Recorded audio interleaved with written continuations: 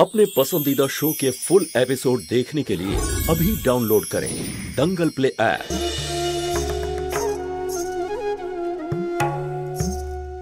Thank you very much. देखले আমি তোমাকে বলেছিলাম না 36 ঘন্টার মধ্যে রাজ তোমার সামনে আসবে, চলে এসেছে। আরে আজ দুটো খুশি একসাথে। এক তো জ্যোতি প্রথম রোজগার করেছে, আর এই মেয়েটির স্বামীর খোঁজও পাওয়া গেছে আজকে। রাজের খোঁজ পেয়েছো দিদি, কিন্তু তার মানে এটা নয় যে ও রাজি হয়ে যাবে।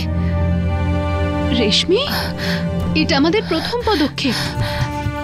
তুমি দেখো, রাজ এই সন্তানকে নিজের পরিচয়ও দেবে আর তোমাকে সম্মানের সঙ্গে নিজের বাড়ি নিয়ে যাবে। তুমি চলো আমার সঙ্গে। এক মিনিট দিদি, দেখ এটা পুলিশের ম্যাটার, তুই একা ওখানে যাবি না, আমিও তোর সাথে যাব। চল। আমি কিচ্ছু করিনি। কিচ্ছু করিসনি তুই? তাহলে মেয়েটা কি আপনার আপনি প্রেগনেন্ট হয়ে গেল? ধরা ধরা, এই তো শনাক্ত করার জন্য চলে এসেছে। আসুন ম্যাডাম, আসুন। চলুন ম্যাডাম, আপনাদের নাম্বারটা নিয়ে মোবাইল অপারেটরকে নাজেহাল করে দিয়েছিলাম। ততক্ষণ ঘুমোতে দিইনি যতক্ষণ না র্যাক্সের অ্যাড্রেস আমাদের বলেছে। তারপর আর কি, ধরে নিলাম গিয়ে। এই খোল।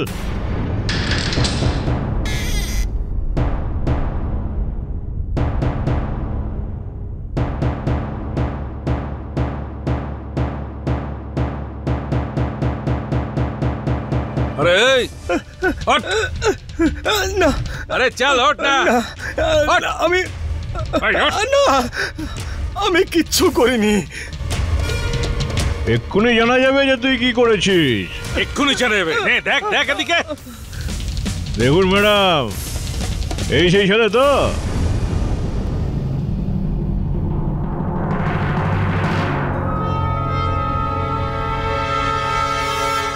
রাজ নয়।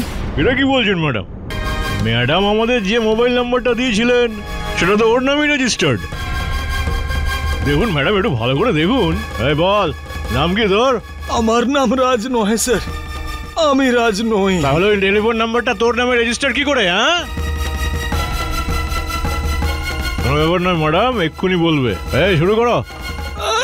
এক মিনিট। ইন্সপেক্টর যখন রেশমি বলছে যে ও রাজ নয়, তার মানে ও নয়।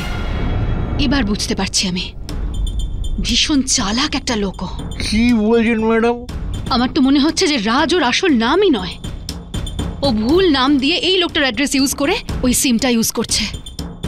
কে জানে আরো কত সরল মেয়েকে বোকা বানিয়েছে ও। ইন্সপেক্টর প্লিজ, আপনি ওনাকে ছেড়ে দিন। হ্যাঁ, রেশমি রেশমি রেশমি রেশমি, এভাবে ভেঙে পড়লে চলবে না রেশমি। আমরা তো সবেমাত্র শুরু করেছি। তুমি দেখো, আমরা ঠিক সফল হব। এবার কি করব আমরা? শুধু ফোন নাম্বারটাই তো ছিল। ম্যাডাম শুনুন, সাপকে ধরার জন্য না সাপুরের দরকার হয়। আপনারও কারোর একজনের সাপোর্টের দরকার, বুঝলেন?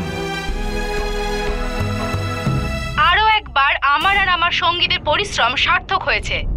সত্যের জয় হয়েছে আর রেশমার ধর্ষণকারীদের সাজা দেওয়া হয়েছে। আমি সত্যের সাথে নির্ভয়ে লড়াই করেছি আর ন্যায়ও পেয়েছি। Thank you. ইন্সপেক্টর, এনার অ্যাড্রেস পাবো আমি? সুরেখা ভাট? হ্যাঁ, অ্যাড্রেস তো আপনাকে দিয়ে দেবো ম্যাডাম, কিন্তু এরা শুধু কথাই বলে ম্যাডাম, কাজের কাজ কিছুই করে না। কিন্তু আমরা চেষ্টাও করব আর সফল হব। ডোন্ট ওয়ারি, এখন তুমি আমার কাছে এসে গেছো, তুমি ন্যায় নিশ্চয়ই পাবে। ওকে, নমস্কার। এই মেয়েটি যার নাম রেশমি, একে একজন পিশাচ ওর সাথে শারীরিক অত্যাচার করে রাস্তায় ফেলে দিয়ে গেছে। এই সরল মেয়েটা তো তার নাম পর্যন্ত জানে না। আমরা আর আপনারা একসাথে হয়ে ওকে ন্যায় অবশ্যই পাওয়াবো। এক মিনিট, ক্যামেরা বন্ধ করো। ভাই, আমাকে কে দেখবে? মেয়েটার পেটের দিকে ফোকাস করো।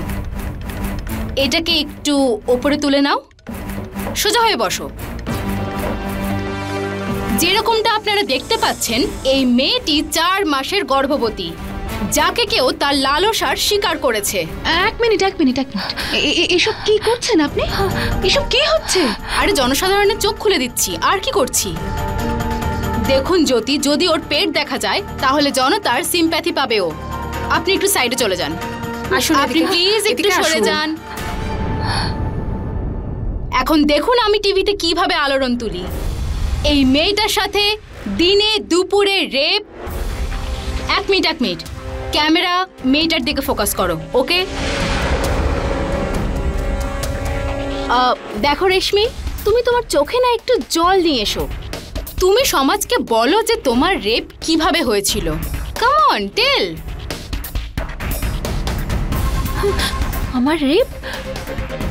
আমার রেপ হয়নি। আরে এরকম ভাবে কিচ্ছু হবে না। স্বামী ছেড়ে দিয়েছে, এটা তো প্রায় মেয়েদের সাথে ঘটে চলেছে। দেখো রেশমি, তোমাকে কাঁদতে হবে। আচ্ছা শোনো, যদি চোখে জল না আসে আমি গ্লিসারিন আনাই। Very nice. বলো রেশমি, বলো ওই পিশাচটা তোমার সাথে কি কি করেছে তুমি সাধারণ মানুষের কাছে খুলে বলতে পারো? ও একা ছিল নাকি 2-3 জন আরো ছিল ওর সাথে? বলো রেশমি, বলো। কাট 1 মিনিট। ড্রেস দাদাকে ডাকো। ওর একটু জামাটা ছিঁড়তে হবে, বাস শোল্ডার থেকে হালকা ফিল করানোর জন্য। ব্যাস, অনেক হয়েছে। এই মেয়েটার অসহায়তার সুযোগ নিয়ে নাটক করছেন। সত্যি মিথ্যে যা খুশি বলে চলেছেন। তুমি বুঝতে পারছো না জ্যোতি, তুমি একটু বাইরে যাও, ওকে আমার কাছে ছেড়ে দাও। ওইখানেই দাঁড়াবেন, একদম এগোবেন না। খুব ভালো করে বুঝতে পারছি কি চাইছেন আপনি। নিজের পাবলিসিটির জন্য অন্য কারোর অসহায়তার সুযোগ নিচ্ছেন। যদি এই সেন্সেশনটা না ক্রিয়েট করা হয় তাহলে মানুষ এই প্রোগ্রামটা দেখবে না। অ্যাকচুয়ালি এই যে রেপের সাবজেক্টটা না, এটা মানুষের মধ্যে একটা ইন্টারেস্ট ক্রিয়েট করে। রেপ হয়নি ওর, বিয়ে করেছিল ওকে ছেলেটা, বুঝেছেন? সমাজের সামনে সমাজসেবিকা সেজে ঘুরে বেড়ান, মহিলাদেরকে সাহায্য করেন। আপনার থেকে বেশি অত্যাচার কে করতে পারে? তুমি আমার দিকে আঙুল তুলছো? থপ্পড় মারবো এবার আপনাকে। আপনার মুখোশটা টেনে খুলে দিয়ে জনতার সামনে নিয়ে আসবো, সেদিন পাবেন আপনি ভালো টিআরপি। তুমি বুঝতে পারছো না জ্যোতি? অনেক হয়েছে। চলো রেশমি, আমাদের নিজেদের লড়াই লড়ার জন্য এরকম মহিলাদের প্রয়োজন নেই।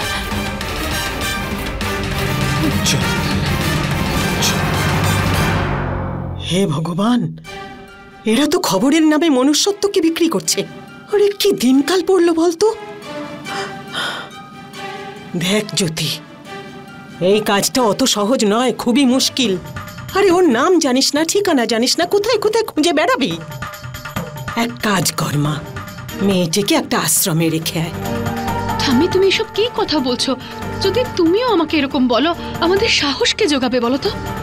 আরে জ্যোতি, আমি তোকে এমনি এমনি বলছি না। তুই কোথায় কোথায় খুঁজে বেড়াবি ওর স্বামীকে।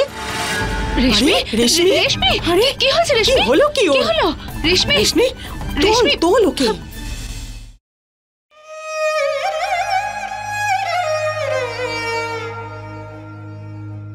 অনেক হয়েছে দিদি, আমাকে আমার মতো থাকতে দিন।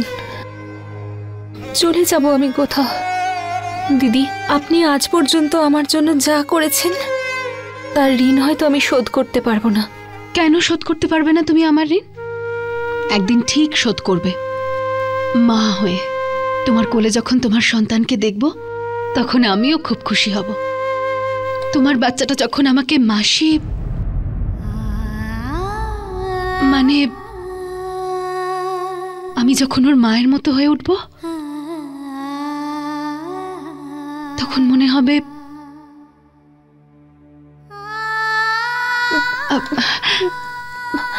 তুমি উঠো না, বিশ্রাম করো।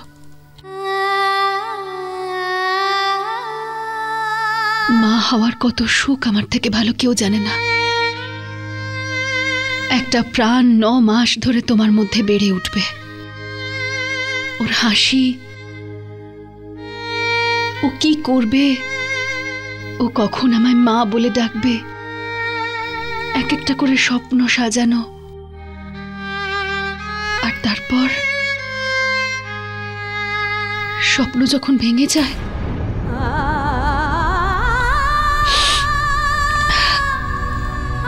এই কষ্টটাও শুধু একজন মাই বুঝতে পারে। আমাদের মেয়েটা সব সময় অন্যের উপকার করে বেড়ায়।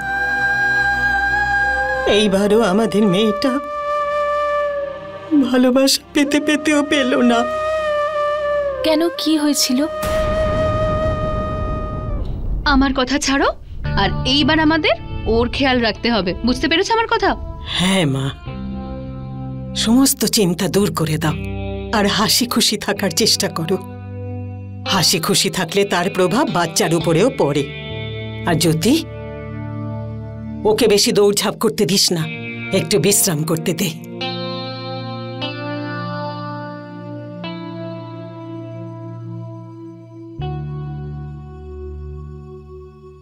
এই দৌড়াদৌড়ির মধ্যে আমি এটা কি করে ভুলে গেলাম যে বাচ্চার স্বাস্থ্যের জন্য একজন ডক্টর দেখানোটা খুব দরকার। আমি হয়তো কোনো ভুল করেছিলাম, তাই আমার বাচ্চাটা না না, আমি রেশমির বাচ্চার কোনো ক্ষতি হতে দেব না।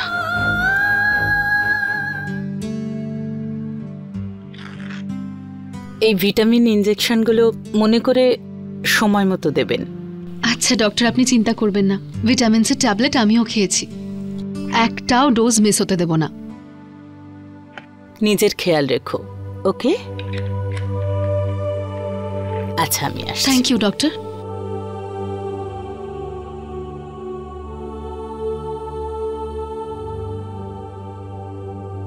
থ্যাংক ইউ দিদি। ঈশ্বর তোমাকে আমার সঙ্গে দেখা করিয়েছেন। আমার সন্তানকে বাঁচাতে পারিনি আমি, কিন্তু ওর জন্য আমি আমার প্রাণটাও দিয়ে দিতে পারবো। খুব পরিশ্রম করব আমি, আরো একটা চাকরি খুঁজবো আমি, কিন্তু তোমার জন্য আর তোমার সন্তানের কোনো অভাব থাকতে দেব না। আপনি আমার জন্য যা করেছেন তার জন্য যদি আমি নিজের প্রাণ দিয়ে দিতাও সেটা অনেক কম হবে। এই জন্মে যদি আমি আপনার কোনো কাজেও লাগি। থ্যাংক ইউ দিদি। আর যদি আমাকে থ্যাংক ইউ বলো না তাহলে কিন্তু পালিয়ে যাবো। হ্যাঁ সত্যি বলছি, পালিয়ে যাবো, আর কখনো কিন্তু ফিরে আসবো না। আর একবার যদি আপনাদের মধ্যে কেউ সরি আর থ্যাংক ইউ বলেছে আমাকে। কি হলো দিদি? আমার ব্যাপারে তো আপনি সবকিছু জানেন, কিন্তু আপনার ব্যাপারে আমি এখনো কিচ্ছু জানি না। আমার জীবনে বলার মতন তেমন কিছু নেই। এটাই আমার পরিবার, যারা তোমার সামনে আছে।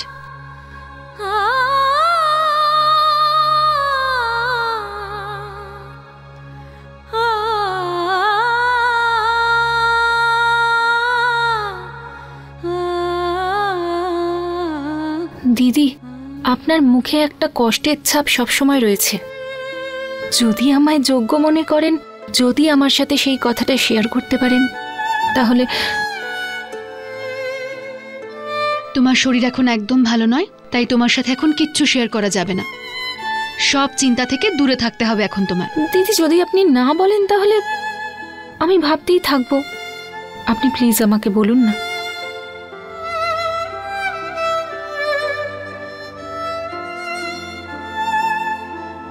একটা সাধারণ মেয়ের মতোই আমিও একজনকে ভালোবেসেছিলাম, তার সাথে বিয়ে হয়েছিল, কিন্তু বিয়েটা বাঁচাতে পারিনি, ডিভোর্স হয়ে গেল। তখন আমি তোমারই মতো প্রেগনেন্ট ছিলাম, আর তারপর অনেক সমস্যার সম্মুখীন হয়েছি, আর আনন্দও পেয়েছি। কিন্তু তার ইচ্ছে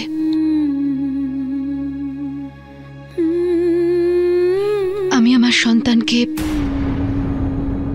ঠাকুমা যে ভালোবাসার কথা বলছিলেন, তার মানে হলো আপনার হাজবেন্ড আবার।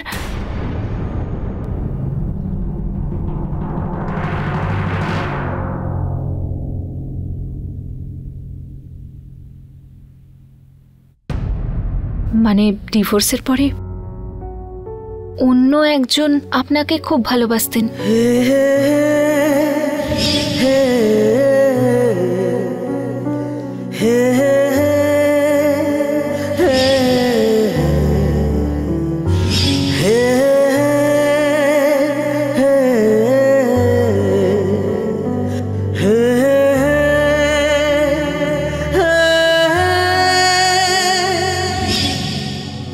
নিজের প্রাণের থেকেও বেশি। তাহলে কেন? আমরা স্বপ্ন দেখতে পারি রেশমি, কিন্তু প্রতিটা স্বপ্ন যে সত্যি হবে তার তো কোনো মানে নেই। চলো বাদ দাও তো এসব, ওসব আমার অতীতের কথা। আমার আজ তো এইটা, ওর খেয়াল রাখতে হবে আমাকে। আচ্ছা, দীপু বলছিল ওনাকে একজন সোশ্যাল ওয়ার্কারকে চেনে, কাল ওনার সঙ্গে দেখা করতে যাব। ঠিক আছে, এখন তুমি বিশ্রাম করো, আমি ওষুধগুলো নিয়ে আসি। ঠাম্মি, আমি ওষুধ কিনে নিয়ে আসছি।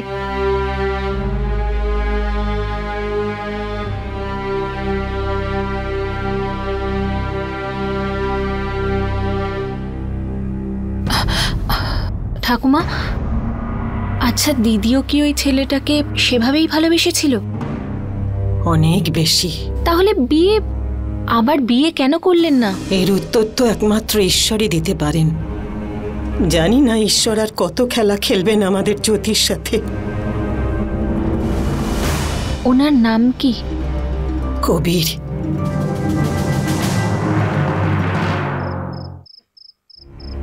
চার, 5, 6, 7। জ্যোতি, মা তুই কবিরের ব্যাপারে চিন্তা করছিস না? ঠাম্মি, অনেক রাত হয়ে গেছে, কিন্তু তুমি যাও শুয়ে পড়ো। মা তুই রেশমিকে বাঁচার ব্যাপারে বলছিস, জীবনের ব্যাপারে বলছিস।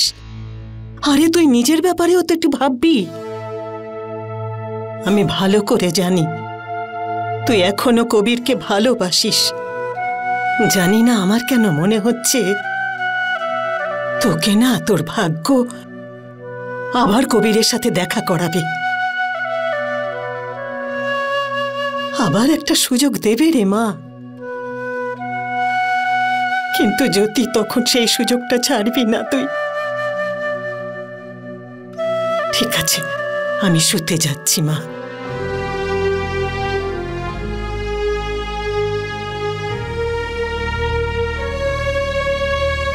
জানি না আমার কেন মনে হচ্ছে তোকে না তোর ভাগ্য আবার কবিরের সাথে দেখা করাবে।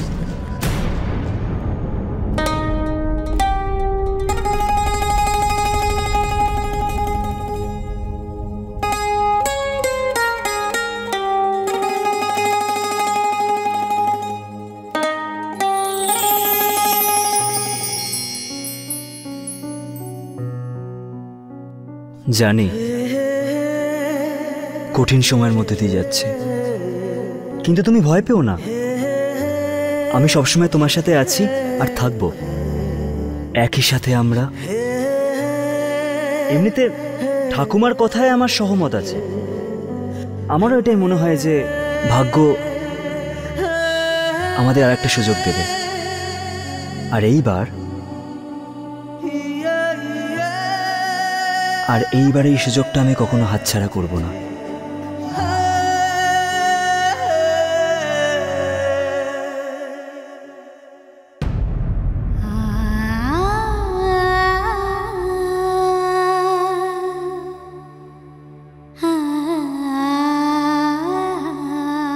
আজও আমাদের সমাজে স্বামী পরিত্যাগী মেয়েদের এঁঠো বলে থাকে।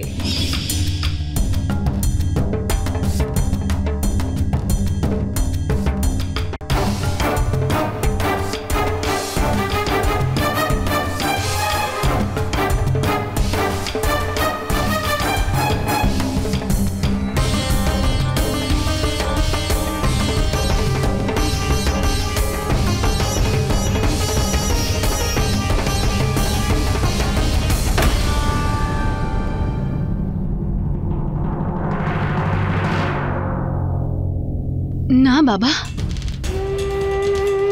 যদি আমি কবিরের জীবনে আবার ফিরে যাই তাহলে আমার সঙ্গে আমার অতীত তো যাবে, যা ওকে অপমান ছাড়া আর কিচ্ছু দেবে না। না, আমি আমার ভালোবাসাকে অপমানিত হতে দেব না। তুমি একটা সময় গীতা পড়ে আমাকে বুঝিয়েছিলে না, নিজের অনুভূতিগুলোকে কাজের মধ্যে নিয়ে এসো না। আমার সন্তানকে তার বাবার পরিচয় দিতে পারিনি আমি, কিন্তু এটা আমি রেশমির সঙ্গে কিছুতেই হতে দেব না। ওকে ওর অধিকার আর ওর সন্তানকে পিতৃ পরিচয় পাইয়ে দেওয়াটাই আমার একমাত্র লক্ষ্য। এখন এটাই আমার কর্ম।